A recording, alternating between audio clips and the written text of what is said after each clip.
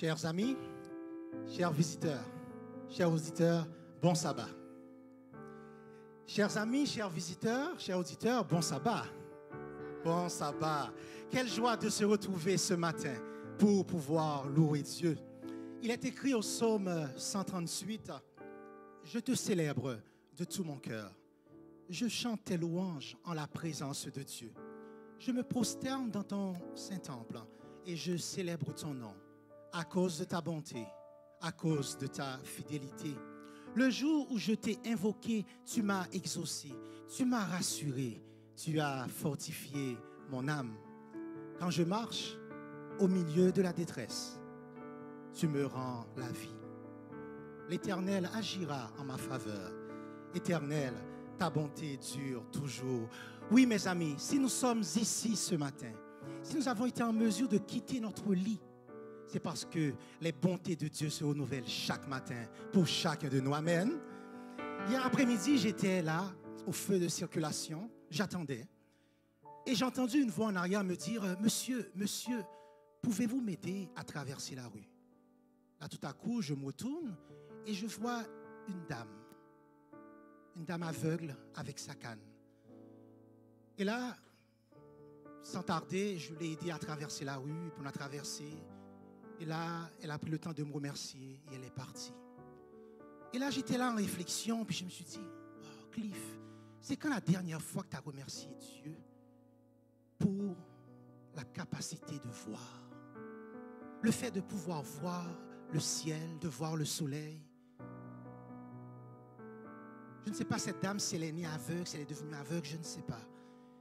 Mais là, je me dis, mais jamais j'ai pris le temps de remercier Dieu pour cela. Mes amis, nous avons tellement de raisons de louer Dieu. Lorsqu'on pense juste la possibilité de voir, moi je me dis, j'ai la possibilité de voir ma fille, de la prendre dans mes bras. Et j'ai dit, gloire à Dieu, cette dame-là m'a donné une leçon de prendre le temps de remercier Dieu pour tous les petits bienfaits. Parfois, mes amis, à force de penser à tout ce qu'on n'a pas, on oublie ce qu'on a. Et ce matin, j'aimerais vraiment vous inviter à prendre le temps de compter tous les bienfaits dont vous êtes l'objet de la part de Dieu. À prendre le temps de remercier Dieu pour les sens que vous avez, cette capacité de voir, de toucher, d'entendre. Car souvent, c'est lorsqu'on perd nos sens qu'on comprend leur valeur. Oui, nous avons un grand Dieu, un Dieu qui veille sur chacun de nous ici. Même dans les moments difficiles, il est là, il est présent. C'est pour ça que ce matin, je vous invite à vous lever. Et ensemble, nous allons chanter. Nous allons louer ce grand Dieu qui, tous les jours, prend le temps de prendre soin de ses enfants. Nous allons louer ce Dieu avec vie, avec joie, car il le mérite. Je vous invite à vous mettre debout et ensemble, rendons gloire à Dieu.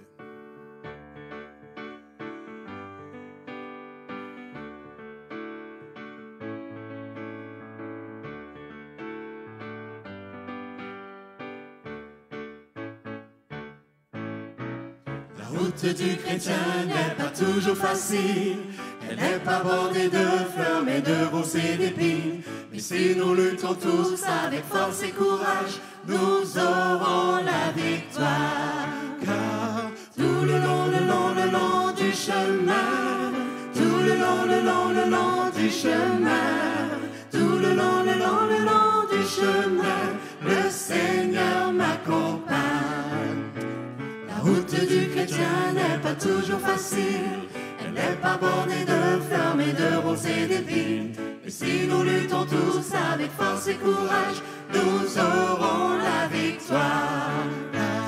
Tout le long du chemin, tout le long du chemin, tout le long du chemin, le Seigneur m'accompagne.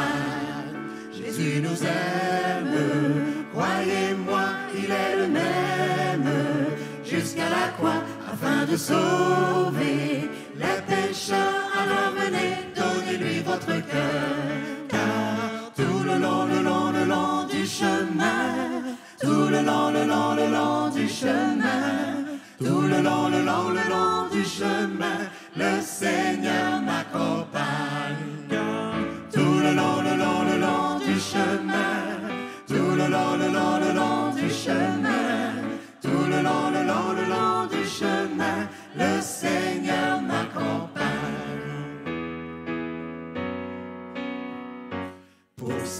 immense bonheur, alléluia, que tu as mis dans mon cœur, alléluia. Je veux te chanter, Seigneur, alléluia. Oui, Jésus est mon sauveur, alléluia. Je le redirai encore, Alléluia, que pour moi Jésus est mort. Alléluia, voilà pourquoi je l'adore. Alléluia, Lui seul est tout mon trésor. alléluia. Que chaque jour, à chaque heure, alléluia. En moi tu es ta demeure, alléluia. Que ma vie soit une fleur, alléluia. Un parfum pour toi, Seigneur, alléluia. J'ai décidé de suivre Jésus. J'ai décidé de suivre Jésus.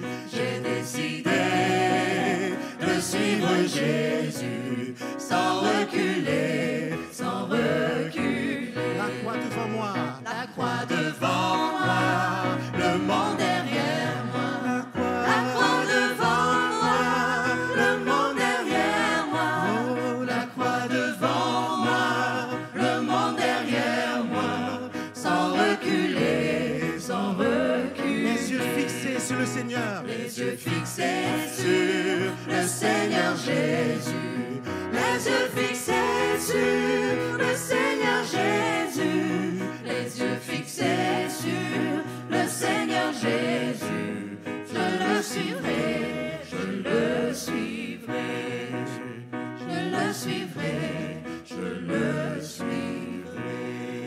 Amen. Vous pouvez vous asseoir.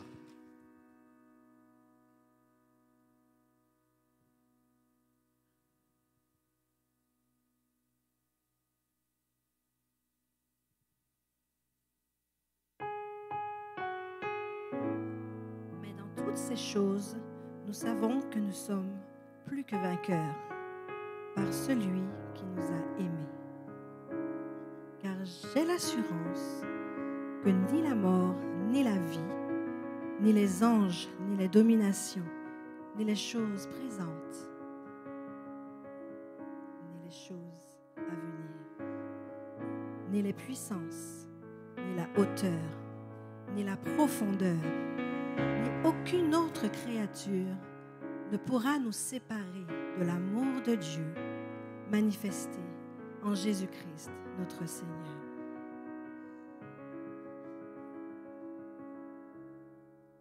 Comment expliquer et comment décrire un amour si grand, si puissant que rien ne peut le contenir. Tu sais mes espoirs, Seigneur, tu sais mes craintes. Et mes mots sont bien trop petits pour dire tout l'amour que j'ai pour toi. C'est doux comme la pluie, les mots pouvaient couler. Et si j'avais l'éternité, je ne pourrais pas l'exprimer. Mais dans les battements de mon cœur, tu entendras toujours. Merci pour la vie, pour la vérité et pour le chemin. Tu sais mes espoirs, Seigneur, tu sais mes craintes. Et mes mots sont bien trop petits pour dire tout l'amour j'ai pour toi. Alors entends mon cœur, mon esprit qui te loue. Entends le chant d'amour d'un enfant racheté. Je prendrai mes faibles mots pour te dire quel Dieu merveilleux tu es. Je ne pourrai pas te dire combien je t'aime, alors entends mon cœur. Alors entends nos cœurs, nos esprits qui te louent. Entends le chant d'amour,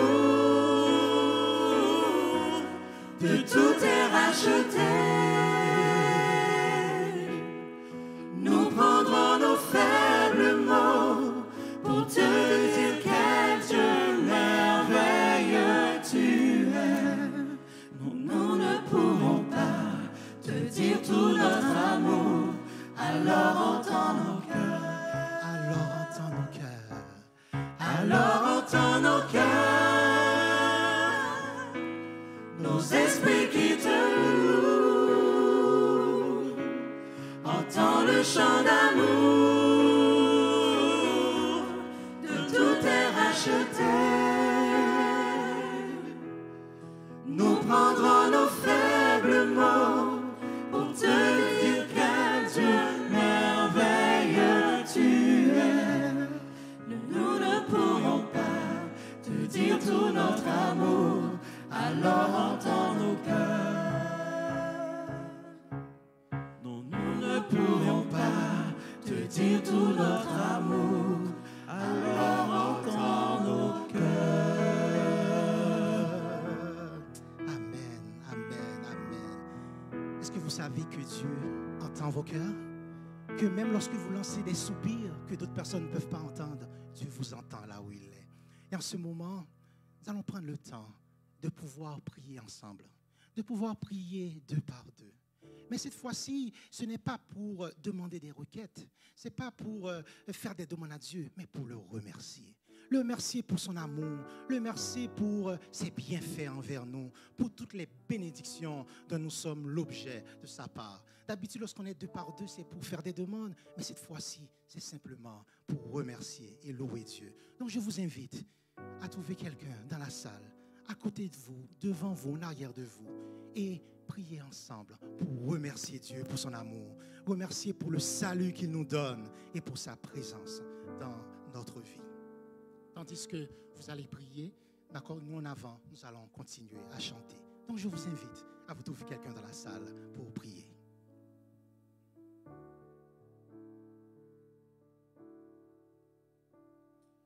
Abba, Père, nos cœurs t'appellent. Abba, Père, étends tes ailes. Viens par ta grâce, que rien ne remplace. Viens nous donner la vie. Dans nos faiblesses, déploie tes tendresses. Viens nous donner ta vie. Abba, Papa, mon Dieu, mon Père, je n'ai que toi dans mes prières. Trace ma route, efface mes doutes. Donne à ma foi ta paix.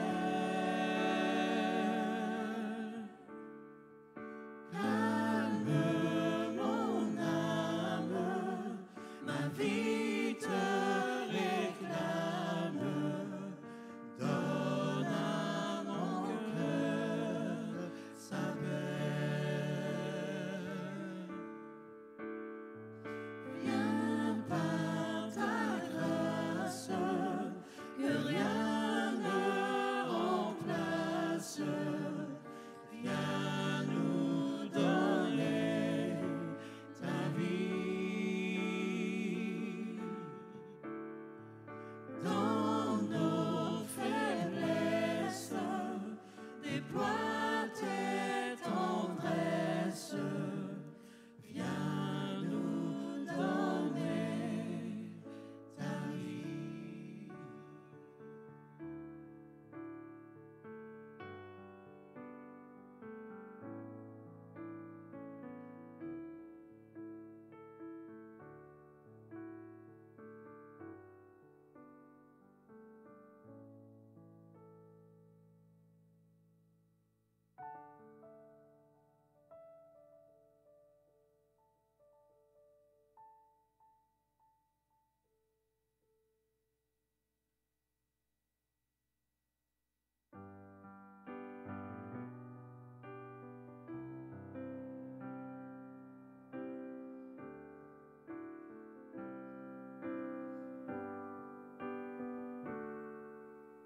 Je reconnais que tu peux tout et que rien ne t'est impossible. Je reconnais que tu peux tout et que rien ne t'est impossible. Seigneur, fais-moi voir ta gloire. Seigneur, fais-moi voir ta gloire. Seigneur, fais-moi voir ta gloire. Seigneur, fais-moi voir ta gloire. Je reconnais que tu peux tout et que rien ne t'est impossible. Je reconnais que tu peux tout et que rien ne t'est impossible. Seigneur, fais-moi voir ta gloire. Seigneur, fais-moi voir ta gloire. Seigneur, fais-moi voir ta gloire. Seigneur, fais-moi voir ta gloire. Je reconnais que tu peux tout et que rien ne t'est impossible. Je reconnais que tu peux tout et que rien ne t'est impossible. Ta gloire, Seigneur. Seigneur, fais-moi voir ta gloire. Ta gloire, Seigneur. Seigneur, fais-moi voir ta gloire. Amen, amen. Dieu dit à chacun de nous ici ce matin, si tu crois, tu verras la gloire de Dieu. Amen. Apportez à la maison du trésor toutes les dîmes, afin qu'il y ait de la nourriture dans ma maison. Mettez-moi de la sorte à l'épreuve, dit l'Éternel des armées, et vous verrez si je n'ouvre pas pour vous les écluses des cieux, si je ne répands pas sur vous la bénédiction en abondance. J'aimerais inviter les responsables à venir en avant pour ramasser les dîmes et les offrandes.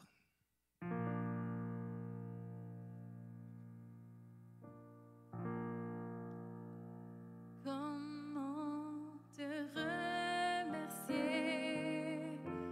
pour ce que tu as fait? Je ne peux m'exprimer qu'avec des mots si imparfaits. Apprends-moi à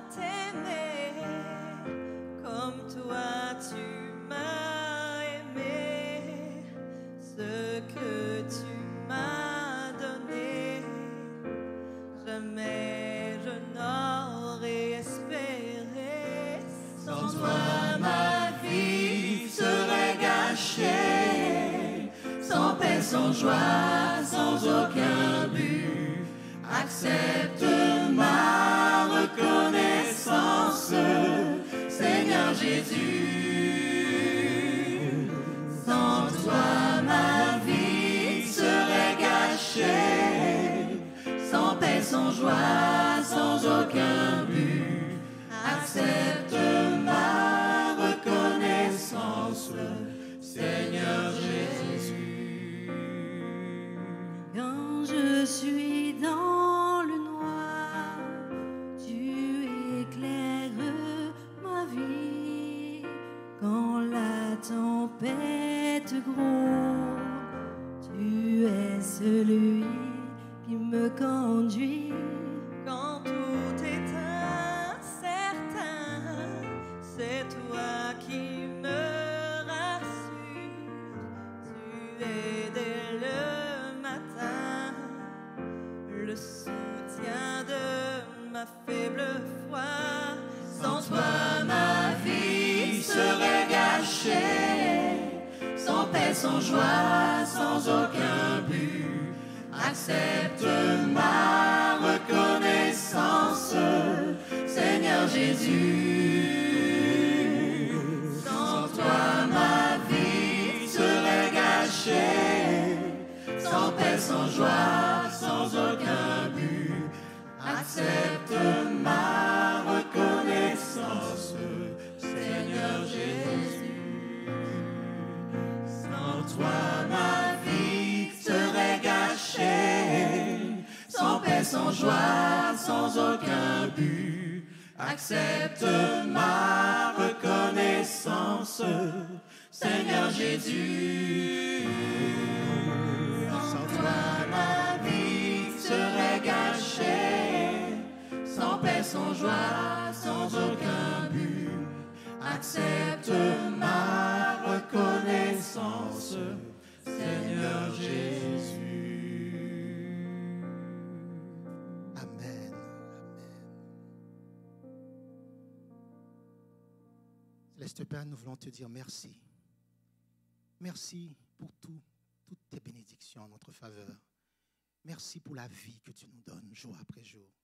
Que tu puisses bénir ces dîmes et ces offrandes et que tu puisses continuer à déverser sur nous tes plus riches bénédictions et afin que nous ayons toujours un cœur reconnaissant pour chacun de tes bienfaits.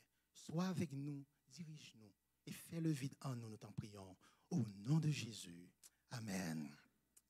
Ce matin, Dieu a choisi son serviteur, Jean-Robert Carder, pour nous porter le message. J'aimerais demander à Dieu de faire le vide en nous et autour de nous, afin que nous puissions entendre sa voix parler à notre cœur. Et pour prédisposer pour le sermon, nous allons chanter « Abrite-moi sous tes ailes, couvre-moi par ta main puissante ».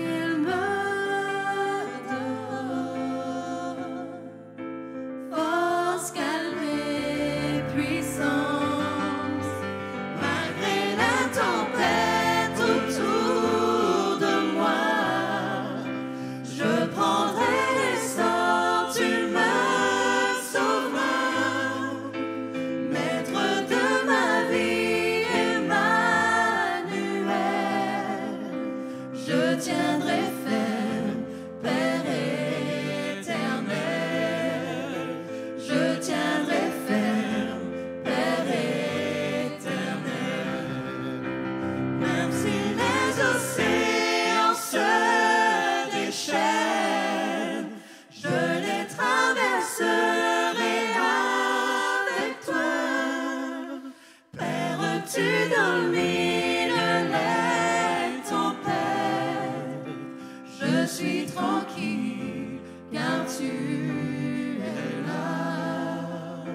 Je suis tranquille car tu es là.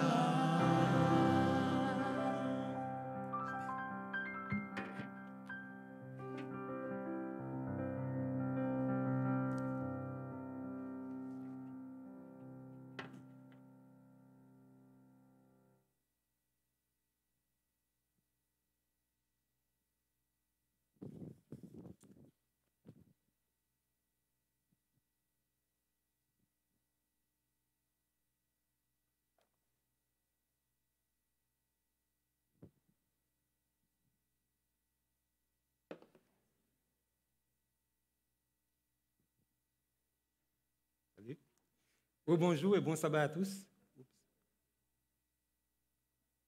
J'espère que vous avez été bénis par ce moment de louange et je remercie notre ami Clifford et son équipe pour ce précieux moment qui nous a élevés vers le trône de grâce. Nous sommes ici pour adorer notre Créateur parce que lui seul est digne de nos louanges et c'est ce que nous venons de faire à travers ce moment de louange. Merci Clifford et à toute l'équipe.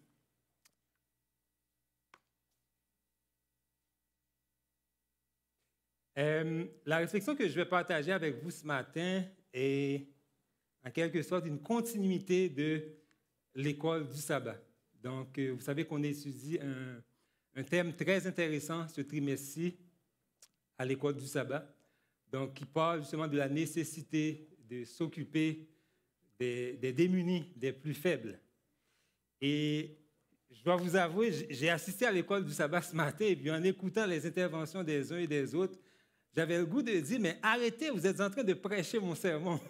Mais je ne l'ai pas fait parce que c'est sûr qu'à travers ça, je pense que Dieu voulait me parler. Il a tout simplement confirmé donc, le message qu'il m'a confié pour vous ce matin. Juste avant donc, d'entrer dans cette réflexion-là, donc, je vous invite à vous incliner pour une prière. Notre bon Père des cieux, nous sommes infiniment reconnaissants envers toi pour la vie, pour tous les petits détails de la vie, comme notre ami Clifford nous l'a rappelé ce matin.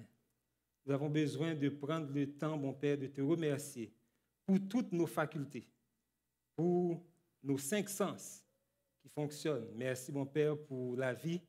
Merci d'avoir conduit nos pas ici, dans ta maison.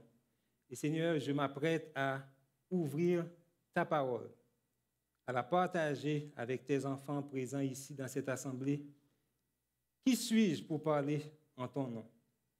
Prends toute la place, mon Père. Parle, car ton peuple écoute. Et c'est au nom de ton Fils Jésus que nous te demandons tout cela. Amen. Le 3 août dernier, j'ai partagé avec vous ici une réflexion. Je ne sais pas si vous vous souvenez, donc on avait parlé de quelque chose. Ça ne fait pas très longtemps, c'était le 3 août, ça fait exactement 4 semaines. Est-ce que vous vous souvenez de ce que j'ai partagé avec vous la dernière fois? Juste un mot. Un signe, merci. Donc justement, je vous ai parlé d'un signe. Un signe que Dieu a placé dans le temps comme un rempart pour nous permettre de nous souvenir que tout ce que nous voyons autour de nous aujourd'hui n'est pas et ne saurait être le fruit du hasard. Et ce signe nous permet de nous rappeler semaine après semaine, jour après jour, qu'il y a un Dieu créateur. Et nous avons parlé aussi d'une institution, d'une entité clairement identifiée dans la Bible qui allait essayer justement d'enlever ce signe-là, ce panneau de signalisation. Et nous avons vu aussi que même dans le domaine de la sécurité routière, quand on enlève délibérément un panneau de circulation, donc ça peut entraîner des pertes en vie humaine. Et le fait aussi d'enlever un signe que Dieu a placé dans le temps, dès le commencement de la création, ça pourrait aussi avoir des conséquences graves pour la vie éternelle. C'était ça le sujet du dernier message que j'ai partagé avec vous le 3 août dernier. Donc, aujourd'hui, je vais vous parler d'un autre signe.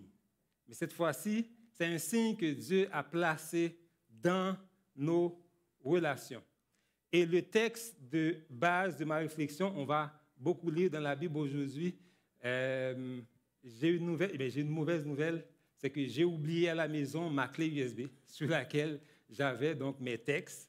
Donc vous allez devoir fouiller dans vos Bibles, idéalement version papier. Je vous le dis tout, et je pense qu'à chaque fois que je prêche ici, donc je vous rappelle la nécessité d'avoir tout le temps votre bonne vieille Bible avec vous. Ne la remplacez pas par les appareils, les gadgets électroniques, parce qu'avec ça, vous ne pourrez jamais manquer de signal. Donc, même au fond des bois, le signal va être accessible.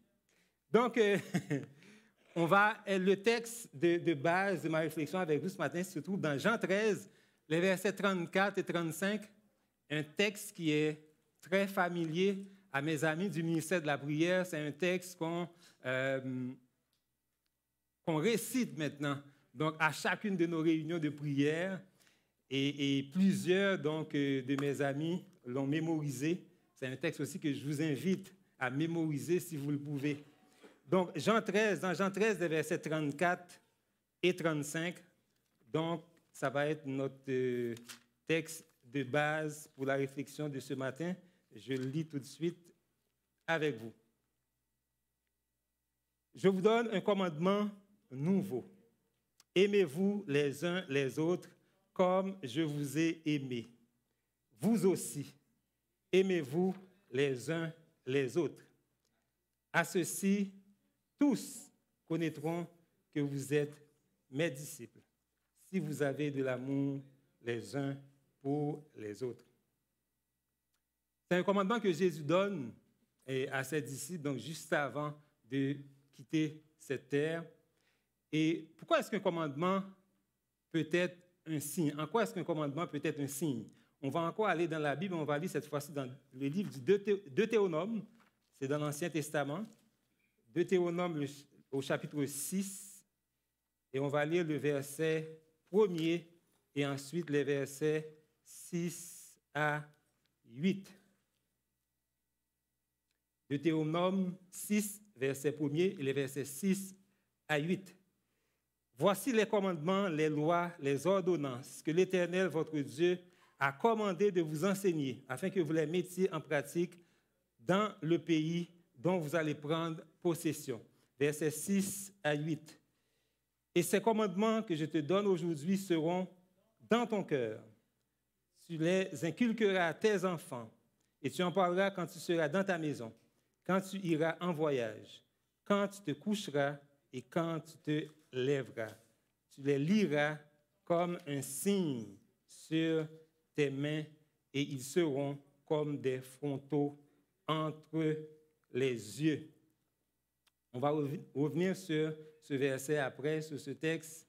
Mais pourquoi est-ce que Jésus parle d'un commandement nouveau? Il dit, je vous donne un commandement nouveau dans Jean 13, verset 34. Qu'est-ce qu'il y avait de nouveau dans ce commandement-là? Est-ce que l'Ancien Testament ne parle pas donc de l'amour du prochain? Bien sûr, on va aller dans Lévitique 19 et on va lire les versets 17 et 18. Genèse, Exode, Lévitique, donc troisième livre de la Bible. Lévitique 19, les versets 17 et 18. Je lis pour vous. Tu ne haïras point ton frère dans ton cœur. Tu auras soin de reprendre ton prochain. Mais tu ne chargeras point d'un péché à cause de lui. Tu ne te vengeras point et tu ne garderas point de rancune contre les enfants de ton peuple. Tu aimeras ton prochain comme toi-même. Je suis l'Éternel. Alors, qu'est-ce qu'il y avait de nouveau dans le commandement? C'est le même commandement qu'on a dans l'Ancien Testament. Aime ton prochain comme toi-même. Et Jésus répète la même chose donc, dans le Nouveau Testament. Donc, tu aimeras ton prochain comme toi-même. Ce qu'il y a de nouveau, vous remarquez bien que dans Jean 13, 34, 35, Jésus n'a pas seulement dit « aimez-vous les uns les autres », mais il a dit « aimez-vous les uns les autres comme je vous ai aimés ». Donc, en ce sens, Jésus donne à ses disciples, Jésus nous donne aussi une référence, une base. Donc, c'est son amour, son propre amour. Donc, pour eux, pour ses disciples, mais aussi pour vous et moi. Et si on parcourt les évangiles, c'est sûr qu'on va tomber sur un grand nombre de signes, donc d'actes que Jésus a accomplis pour montrer son amour donc, envers les gens. Et l'évangéliste Jean nous dit même que Jésus a accompli beaucoup de choses. Si on devait les écrire, le monde même ne serait pas capable donc, de contenir les livres qu'on écrirait. Donc, je vais juste prendre avec vous deux exemples, deux récits rapportés par les évangélistes Luc et Matthieu. Donc, deux récits justement qui parlent de ce grand amour que Jésus a témoigné envers l'humanité. On va aller dans Luc, l'évangile de Luc au chapitre 7 et on va lire les versets 11 à 13. Luc 7, les versets 11 à 13. Le jour suivant, Jésus alla dans une ville appelée Naïn. Ses disciples et une grande foule faisaient route avec lui. Lorsqu'il fut près de la porte de la ville, voici, on portait en terre un mort, fils unique de sa mère. Était veuve. Et il y avait avec elle beaucoup de gens de la ville. Le Seigneur, l'ayant vue, fut ému de compassion pour elle et lui dit, ne pleure pas. Jésus fut ému de compassion pour cette veuve. Et si on lit le reste de l'histoire, donc le récit, on va voir que Jésus a ramené à la vie le fils de cette veuve pour calmer sa douleur, ses souffrances.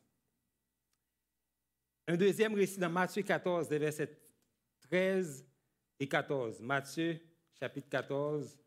Je vous avais dit qu'on allait lire pas mal aujourd'hui donc, dans les Écritures. Donc, je vous fais parcourir donc, le Nouveau et l'Ancien Testament. Matthieu 14, les versets 13 et 14. À cette nouvelle, Jésus partit de là dans une barque pour se retirer à l'écart dans un lieu désert. Et la foule, l'ayant su, sortit des villes et le suivit à pied. Quand il sortit de la barque, il vit une grande foule. Et qu'est-ce qui est arrivé? Il fut ému de compassion pour elle et il guérit les malades. Donc, l'amour de Jésus, les amis, agissait avec beaucoup de compassion. Et le texte nous dit que Jésus a guéri beaucoup de malades, mais si on lit la suite, on sait aussi que Jésus a également nourri cette foule. Donc, c'est ce que Jésus a fait pendant tout son ministère. Tous ses miracles avaient un seul but, soulager les souffrances d'autrui. Et Jésus prenait l'habitude de venir en aide aux plus faibles, aux démunis. D'ailleurs, il s'est souvent identifié à eux. À l'école du sabbat, donc, que nous étudions ce trimestre-ci, il y a 2 semaines, donc, on avait lu à l'école du sabbat ce texte que j'aime appeler la déclaration de mission de Jésus. Est-ce que vous vous souvenez où est-ce qu'on trouve la déclaration de mission de Jésus? Est-ce que vous vous souvenez de ce que ça dit? Juste un mot, une phrase dans la déclaration de mission de Jésus. Hein? Ça, c'est le mandat qu'il nous a confié. Mais sa déclaration de mission, ce que lui, il était venu faire. On va lire donc dans l'évangile de Luc, au chapitre 4, et les versets 19 et 18. Luc 4, les versets 18 et 19. J'ai dit 19 et 18. Luc 4, les versets 18 et 19. C'est Jésus qui parle de sa mission. Il dit, « L'Esprit du Seigneur est sur moi, parce qu'il m'a oint pour annoncer une bonne nouvelle aux pauvres. Il m'a envoyé pour guérir ceux qui ont le cœur brisé, pour proclamer aux captifs la délivrance et aux aveugles le recouvrement de la vue, pour renvoyer libres les opprimés, pour publier une année de grâce du Seigneur. » C'était ça la déclaration de mission de Jésus. Et a-t-il rempli donc sa mission? Très certainement, si on lit les évangiles, on peut s'en rendre compte. Donc Jésus a vécu entièrement une vie de service. Son évangile était très pratique. Ses actes étaient en parfaite harmonie, en parfaite adéquation avec ces enseignements. Souvent, j'entends les gens dire faites ce que je dis, ne faites pas ce que je fais. Jésus est celui qui pouvait dire faites ce que je dis et faites ce que je fais. Donc, et en tant que ses disciples, il nous appelle aussi à la même conviction. Donc, Jésus se mêlait aux gens pour leur faire du bien. Il a guéri des malades, ressuscité des morts. Et il a aussi accompli des gestes de bonté envers ses disciples. Il a même lavé les pieds de ses disciples.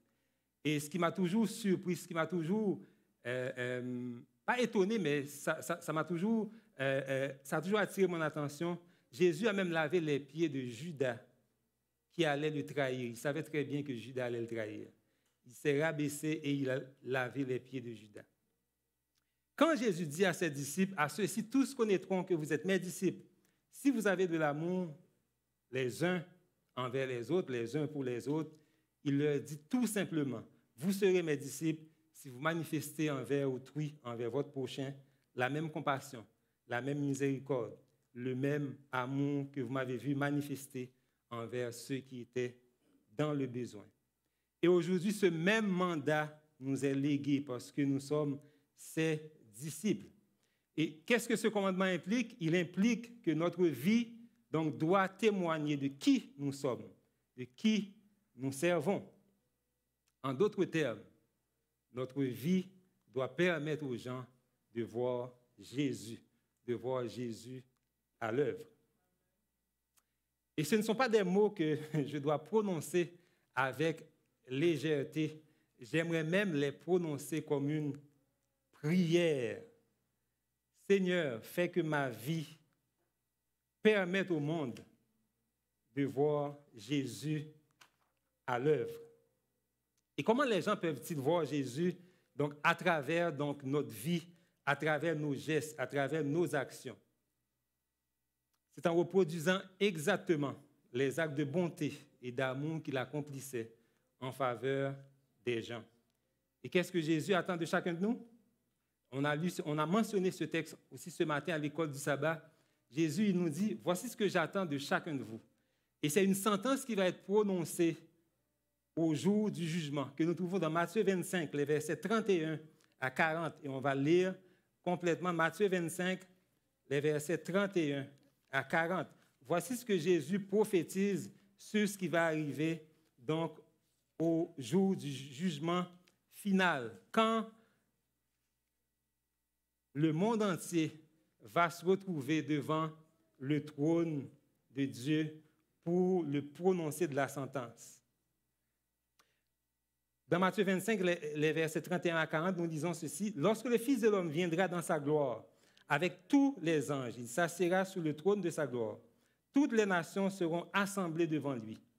Il séparera les uns d'avec les autres, comme le berger sépare les brebis d'avec les boucs. Et il mettra les brebis à sa droite et les boucs à sa gauche. Alors le roi dira à ceux qui seront à sa droite, « Venez, vous qui êtes bénis de mon Père, prenez possession du royaume qui vous a été préparé dès la fondation du monde. Car j'ai eu faim et vous m'avez donné à manger. J'ai eu soif et vous m'avez donné à boire.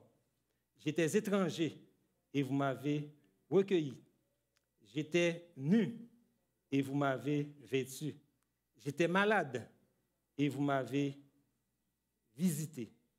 J'étais en prison et vous êtes venus vers moi. » Alors les justes, tout étonnés, vont lui dire, « Seigneur, quand avons-nous vu avoir faim et t'avons-nous donné à manger? Ou avoir soif et t'avons-nous donné à boire?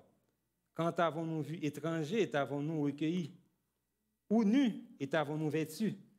Quand avons-nous vu malade ou en prison et sommes-nous allés vers toi? » Et le roi leur répondra, « Je vous le dis en vérité, toutes les fois que vous avez fait ces choses à l'un de ces plus petits de mes frères, c'est à moi que vous les avez faites. » Et si vous continuez la lecture, vous allez voir aussi que l'accès au royaume sera refusé à tous ceux qui n'auront pas pratiqué ces bonnes actions envers les démunis, envers ceux qui sont dans le besoin. J'ouvre une petite parenthèse ici, parce que souvent, quand on lit ce texte, on pourrait penser que Jésus est en train de prêcher le salut par les œuvres. Ce n'est pas le cas du tout. Jésus est en train tout simplement d'établir les grandes lignes de la vraie religion. On l'a défini ce matin aussi à l'école du sabbat. La religion pure et sans tache qui est définie dans le livre de Jacques au chapitre 1er et au verset 27. Selon l'apôtre Jacques, la religion pure et sans tache consiste à assister les veuves et les orphelins dans leur affliction, dans leur misère, et à se préserver des souillures du monde. Maintenant, la question, à chaque fois que je lis ce texte, je dois vous avouer que tout en préparant cette réflexion, je me suis rendu compte que Dieu me parlait à moi avant tout.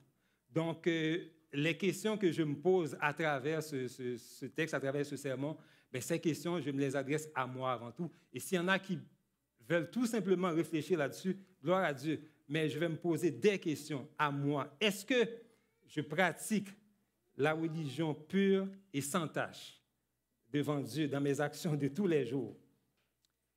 Est-ce que je pratique une certaine forme de christianisme vide qui attire plutôt le blasphème sur le nom de Dieu?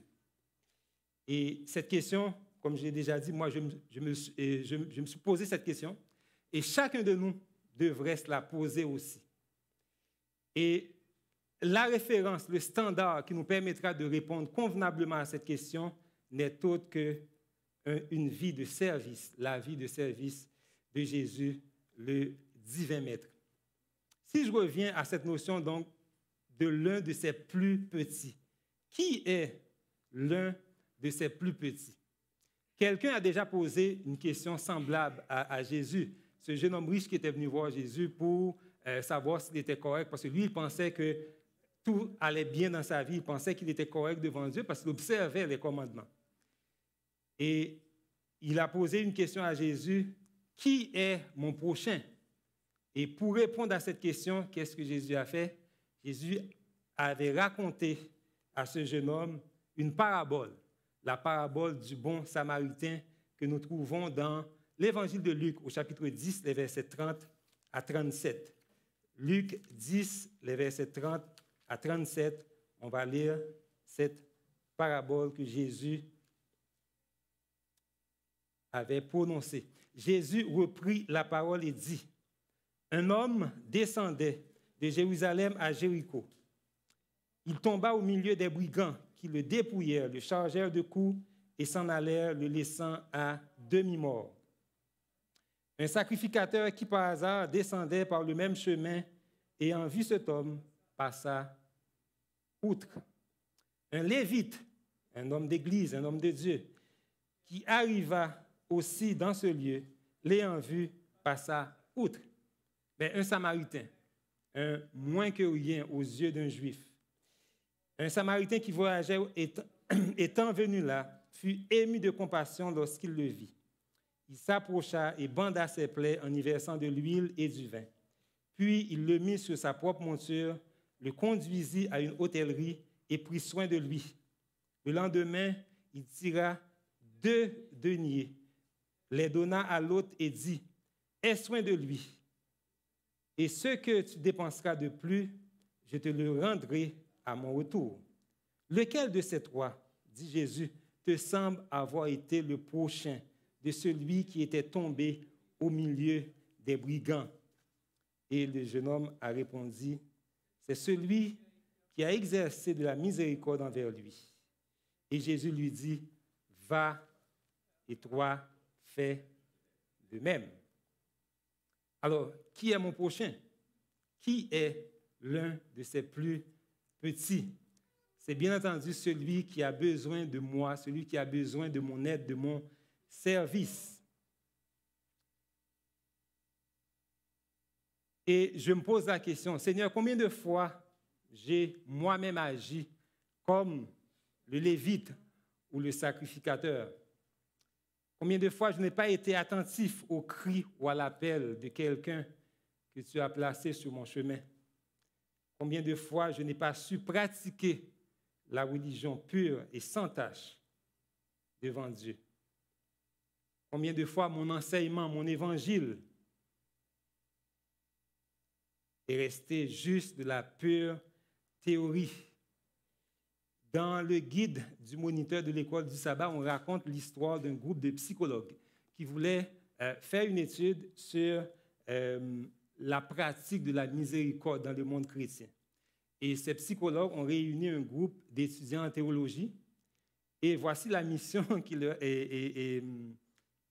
été confiée. On leur a demandé d'écrire un résumé du sermon sur la montagne, un texte pratique qui allait expliquer donc, avec un langage contemporain, donc l'enseignement, l'évangile qu'on retrouve dans le sermon sur la montagne. Mais ces psychologues ont eu aussi la brillante idée de placer donc, dans un couloir que ces étudiants allaient traverser pour aller à l'auditorium où ils devaient présenter leur résumé. Donc, cet homme était bien entendu un acteur.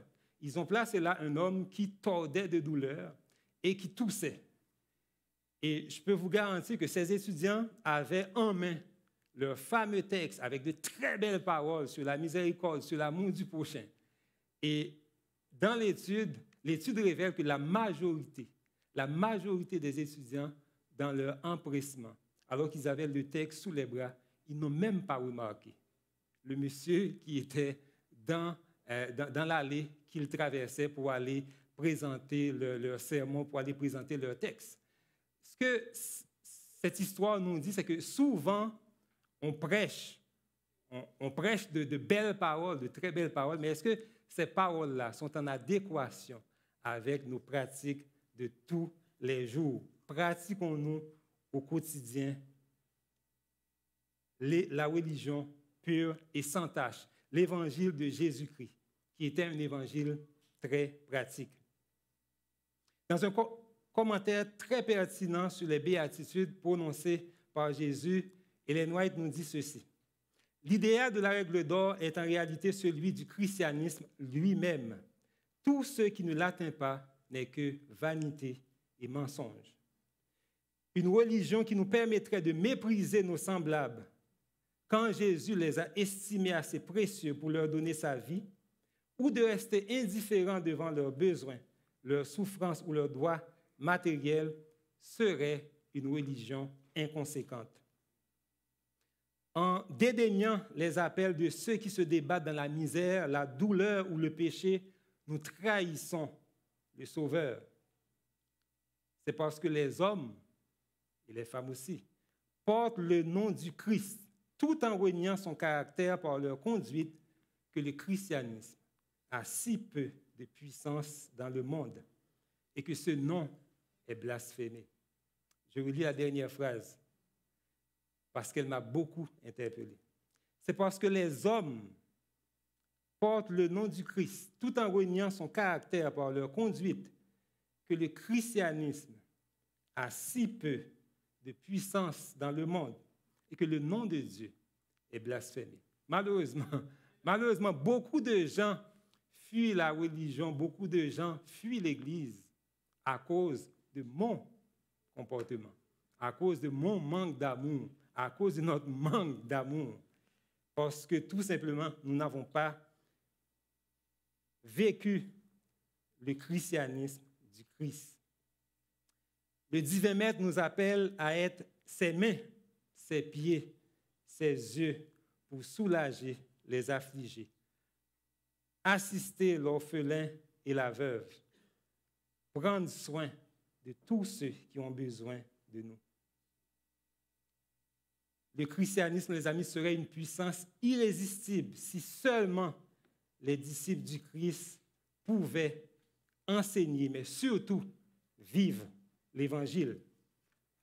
Notre Église du 21e siècle est appelée à être une Église communautaire, une Église ouverte sur les autres.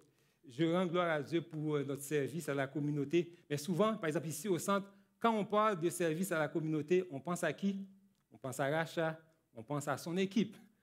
Alors que dans l'idéal du Christ, dans l'évangile du Christ, les amis, le service à la communauté inclut son Église au grand complet. Et c'est ce que notre Église, donc de la fin des temps, est appelée à être. Une Église qui, comme Jésus, attire naturellement les gens à elle. Jésus attirait les foules, comme on peut attirer des fourmis avec du sucré, avec du sirop. Et je reviens encore à l'école du sabbat de ce trimestre. L'auteur du questionnaire nous a posé une question. Et cette question était, en quoi est-ce que notre quartier est un meilleur endroit grâce aux influences de notre Église? Et je me suis posé la question, mais quel est l'impact du Centre Il est écrit dans le quartier de Rosemont? Si demain on devait déménager, est-ce que les gens allaient se souvenir de nous? Est-ce que les gens allaient regretter donc l'absence du Centre Il est écrit ici dans le quartier de Rosemont? C'est une question que je me pose, c'est une question que j'invite chacun de nous à se poser, parce que l'Église, ce n'est pas juste les murs, l'Église, ce n'est pas les murs du tout. L'Église, c'est moi et c'est vous. Et la question ne concerne pas seulement le quartier où est placée notre Église, elle concerne aussi le quartier où nous demeurons, elle concerne notre foyer, elle concerne notre lieu de travail. En quoi est-ce que nous sommes une bénédiction pour tous ceux qui croisent notre chemin? À ceux-ci, tous connaîtront que vous êtes mes disciples, si vous avez de l'amour les uns pour les autres. Alors que nous avons, comme disciples du Christ, le mandat d'annoncer la bonne nouvelle du royaume de Dieu dans le monde entier, nous devons montrer le caractère du Christ si nous voulons que notre christianisme ait un impact significatif dans le monde. Nous devons porter haut, très très haut, ce signe que Dieu a placé dans nos relations, l'amour fraternel. Quand cet amour régnera réellement parmi nous, quand il marquera nos relations, alors et alors seulement, nous pourrons le déverser sur le monde, parce qu'on ne peut pas donner ce qu'on n'a pas. Si on ne commence pas à s'aimer ici, on ne pourra pas déverser l'amour donc, de Dieu sur le monde. Je rêve d'une église. Et quand je parle d'une église, je ne parle pas juste du Centre Il est écrit, je rêve d'une église. Je parle de mon église, l'église à laquelle j'appartiens. Une église qui, sous l'influence du Saint-Esprit, deviendra comme l'église des premiers chrétiens. Cette église est décrite dans le livre des Actes des Apôtres, dans les premiers chapitres. Une église où il n'y avait ni pauvres, ni indigents. Notre ami Igal a insisté là-dessus ce matin à l'école du sabbat. Le plan de Dieu, c'était qu'il n'y ait pas de pauvres, qu'il n'y ait pas d'indigents dans son église. Une église aussi qui s'occupe de la veuve et de l'orphelin. Il y en a parmi nous. Je rends gloire à Dieu pour la présence de notre amie Francine, et ce matin, elle est avec nous. Francine est une veuve qui appartient à notre église, et je rends gloire à Dieu aussi qui a mis dans le cœur de plusieurs personnes du centre ces temps-ci qui lui prêtent assistance. C'est ce que Jésus nous invite à faire. L'Église des premiers chrétiens persévérait dans la communion fraternelle, dans l'enseignement des apôtres, dans la fraction du pain et dans la prière. Et le texte sacré ajoute dans Acte 2, au verset 47, « Le Seigneur ajoutait chaque jour à l'Église ceux qui étaient sauvés. » Quand notre Église va ressembler de plus en plus à l'Église primitive, à l'Église des premiers chrétiens, mais c'est Dieu qui va tout simplement attirer vers cette Église-là ceux qui ont besoin d'être sauvés. J'aimerais lire avec vous dans le livre Jésus-Christ, une citation d'Ellen White qui parle justement de la nécessité de prendre soin de l'un de ses plus petits. Je lis à la page 642 et 643. « Il en est qui estimerait un grand privilège de pouvoir visiter les lieux où le Christ a vécu, de fouler le chemin où il a marché, de contempler le lac au bord duquel il aimait à enseigner, les collines et les vallées sur lesquelles ses regards se sont posés.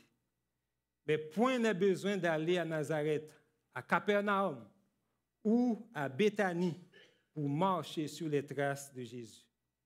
Nous trouverons l'empreinte de ses pas près du lit d'un malade, dans les cabanes du pauvre, dans les rues fréquentées de nos grandes villes, partout où un cœur humain a besoin de consolation. En imitant ce que faisait Jésus sur la terre, nous marcherons sur ses traces. Ce que Mme White nous dit ici, les amis, ce n'est pas nécessaire de dépenser des milliers de dollars pour aller en Terre Sainte si vous voulez marcher sur les traces de Jésus. Si vous voulez marcher sur les traces de Jésus, vous pouvez faire juste quelques pas et au coin de la prochaine rue ici, vous allez trouver les traces de Jésus. Le pauvre qui va être juste au coin de la rue, au métro, Jésus est dans le métro. Jésus est dans l'autobus. Jésus est partout. Donc, si vous voulez, je ne dis pas que vous ne devez pas visiter Israël, la Terre Sainte, ce n'est pas ça que je dis. Mais je dis, si vous voulez marcher sur les traces de Jésus, n'attendez pas d'avoir assez d'argent pour aller à Jérusalem. Les traces de Jésus sont partout. Il faut juste demander à Dieu donc, le discernement pour pouvoir donc, reconnaître ces traces et y marcher.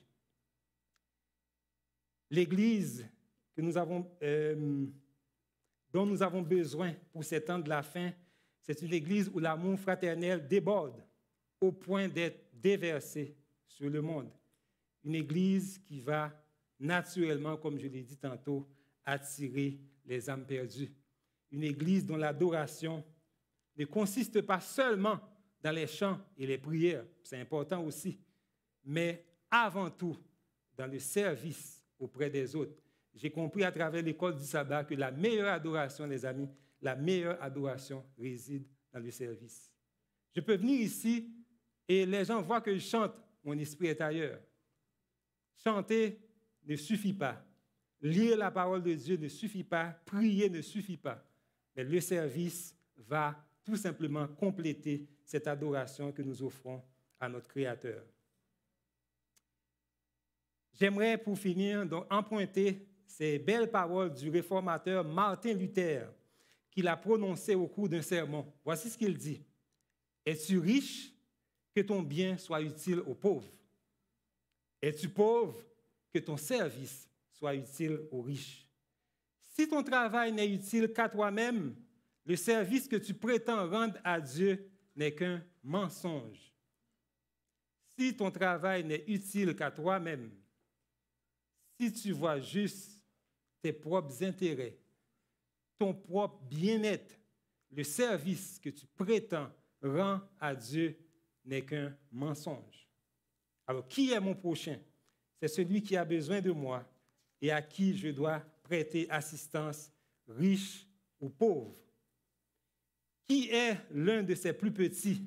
C'est le misérable, l'affamé, dont Jésus prenait soin jalousement.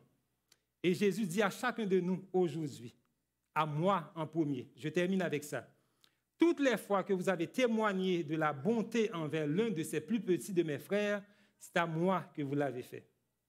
Toutes les fois que vous avez assisté la veuve et l'orphelin dans leur affliction, c'est à moi que vous l'avez fait. Toutes les fois que vous avez visité une veuve ou les veuves de notre Église, c'est le Seigneur lui-même que vous avez visité.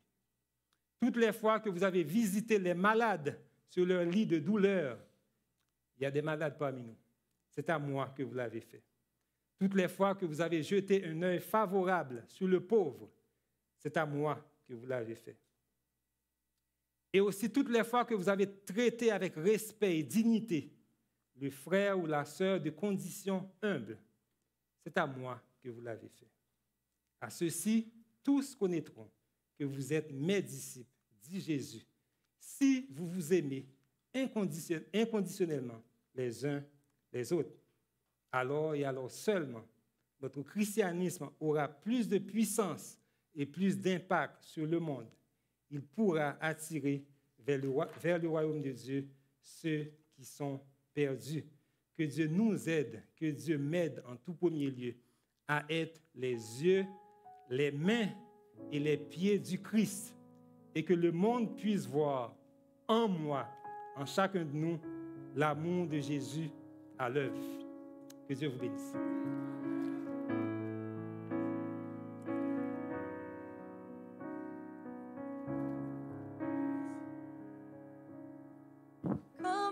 expliquer et comment décrire un amour si grand, si puissant que rien ne peut le contenir. Tu sais mes espoirs, Seigneur, tu sais mes craintes. OK. Mes mots sont bien trop petits pour dire tout l'amour que j'ai pour toi. Est-ce que vous allez ici? Si tout comme la pluie, les mots pouvaient couler. Et si j'avais l'éternité, je ne pourrais pas l'exprimer. Mais dans les battements de mon cœur, tu entendras toujours. Merci pour la vie, pour la vérité et pour le chemin. Tu sais mes espoirs, Seigneur, tu sais mes craintes. Et mes mots sont bien trop petits pour dire tout l'amour que j'ai pour toi. Alors entends mon cœur, mon esprit qui te loue. Entends le chant d'amour d'un enfant racheté. Je prendrai mes faibles mots pour te dire quel Dieu merveilleux tu es. Je ne pourrai pas te dire combien je t'aime. Alors entends mon cœur. Alors entends nos cœurs. Alors entends nos cœurs, nos esprits qui te louent. Entends le chant d'amour de tous tes rachetés. Nous prendrons nos faibles mots pour te dire quel Dieu merveilleux tu es. Nous ne pourrons pas te dire tout notre amour. Alors entends nos cœurs. Alors entends nos cœurs. Alors entends nos cœurs, nos esprits qui te louent. Entends le chant d'amour de tous tes rachetés. Nous prendrons nos faibles mots pour te dire quel Dieu merveilleux tu es. Nous ne pourrons pas te dire tout notre amour. Alors entends nos cœurs. Nous ne pourrons pas te dire tout notre amour. Alors entends nos cœurs. J'aimerais vous inviter à vous mettre debout pour la prière finale.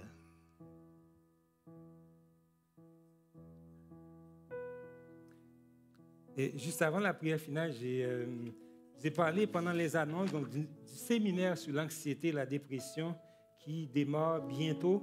Donc, il va y avoir 2 séances d'information, donc les 25 et 26 septembre à 19h. Donc, si vous êtes intéressés, nos amis France Desjardins et Geneviève Campo vont vous remettre un pamphlet donc, qui présente toutes les informations sur ce séminaire-là. Donc, vous pouvez prendre un pamphlet et comme ça, vous allez avoir donc, l'information.